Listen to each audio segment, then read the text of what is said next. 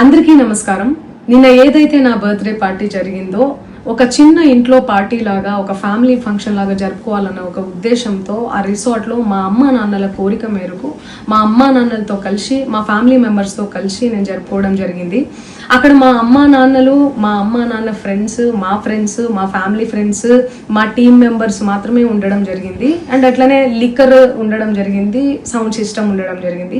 So sound సిస్టమ్కి లిక్కర్కి permission తీసుకోవాలని చెప్పి నాకు అస్సలు అవగాహన లేదు, ఐడియా కూడా లేదు. అది అనుకోకుండా సడన్గా ప్లాన్ చేసుకొని వెళ్ళిపోవడం జరిగింది అక్కడ.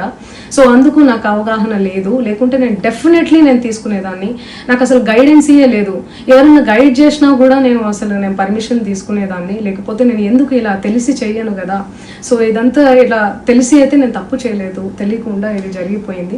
అండ్ అక్కడ లోకల్ లిక్కర్ తప్ప అసలు వేరే ఏ ఇతర పదార్థాలు, మత్తు పదార్థాలు కానీ వాడడం అసలు జరగలేదు. అక్కడ దొరకలేదు కూడా, పోలీసులు సెర్చ్ చేసినా కూడా. అండ్ అక్కడ ఎవరికైతే పాజిటివ్ వచ్చింది అని చెప్పి పోలీసులు చెప్తున్నారో ఆయన ఎక్కడో ఒక చోట తీసుకున్నాడు, ఎప్పుడో తీసుకున్నాడు అని చెప్పి తేలిందని చెప్పి పోలీసులే చెప్పారు. అండ్ అది ఇన్వెస్టిగేషన్ కూడా జరుగుతుంది. మేము కూడా పోలీసులకు కోఆపరేట్ చేస్తున్నాము. అండ్ నేను ఎందుకు ఇలా చేస్తాను, అసలు నాకు తెలిసి ఎందుకు చేస్తాను, మా అమ్మా నాన్నలతో దట్టు మా అమ్మా నాన్నలు పెట్టుకొని ఇలాంటివి నేను ఎంకరేజ్ చేస్తానా, ఇలాంటివి చెప్పండి.